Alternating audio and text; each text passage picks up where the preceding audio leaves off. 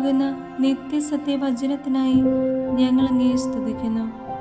യേശുവേ, അങ്ങയുടെ പരിശുദ്ധാത്മാവിനെ നൽകി അങ്ങയുടെ മാഹാത്മ്യം കാണുവാൻ ഞങ്ങളുടെ ഉൾക്കണ്ണുകളെ തുറക്കണമേ.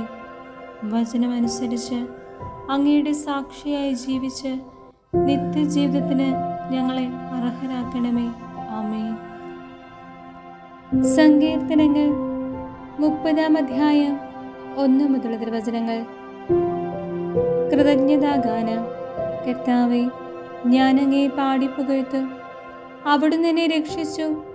എൻ്റെ ശത്രു എൻ്റെ മേൽ വിജയം ആഘോഷിക്കാൻ ഇടയാക്കിയില്ല. എൻ്റെ ദൈവമായ കർത്താവേ, ഞാൻ അങ്ങയോട് നിലവിളിച്ചപേക്ഷിച്ചു.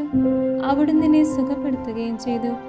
കർത്താവേ, അവിടുന്ന് എന്നെ പാതാളത്തിൽ നിന്ന് കരകയറ്റി മരണഗർത്തത്തിൽ പതിച്ചവരുടെ ഇടയിൽ നിന്ന് എന്നെ ജീവനിലേക്ക് അനയിച്ചു. കർത്താവിൻ്റെ വിശുദ്ധരെ അവിടുത്തെ പാടിപ്പുകഴ്ത്തുവേൻ. അവിടുത്തെ പരിശുദ്ധ നാമത്തിന് കൃതജ്ഞത അർപ്പിക്കുവേൻ. എന്തെന്നാൽ അവിടുത്തെ കോപം നിമിഷ നേരത്തേക്കേ ഉള്ളൂ. അവിടുത്തെ പ്രസാദം ആജീവനാന്തം നിലനിൽക്കുന്നു. രാത്രിയിൽ വിലാപമുണ്ടായേക്കാം, എന്നാൽ പ്രഭാതത്തോടെ സന്തോഷത്തിൻ്റെ വരവായി. ഞാൻ ഒരിക്കലും കുലുങ്ങുകയില്ലെന്ന് ഐശ്വര്യകാലത്ത് ഞാൻ പറഞ്ഞു. കർത്താവേ, അങ്ങയുടെ കാരുണ്യം എന്നെ ശക്തമായ പർവ്വതത്തെ പോലെ ഉറപ്പിച്ചിരുന്നു. അങ്ങയുടെ മുഖം മറച്ചപ്പോൾ ഞാൻ പരിഭ്രമിച്ചു പോയി. കർത്താവേ, അങ്ങയോട് ഞാൻ നിലവിളിച്ചു. ഞാൻ കർത്താവിനോട് യാചിച്ചു. ഞാൻ പാതാളത്തിൽ പതിച്ചാൽ എൻ്റെ മരണം കൊണ്ട് എന്തു ഫലം? ധൂളി അങ്ങയെ വാഴ്ത്തുമോ?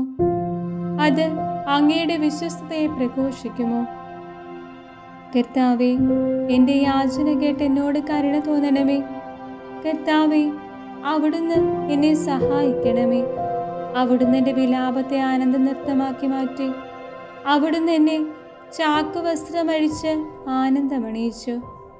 ഞാൻ മൗനം പാലിക്കാതെ അങ്ങയെ പാടിപ്പുകഴ്ത്തും. ദൈവമായ കർത്താവേ, ഞാൻ അങ്ങേക്ക് എന്നും നന്ദി പറയും. Hallelujah, hallelujah.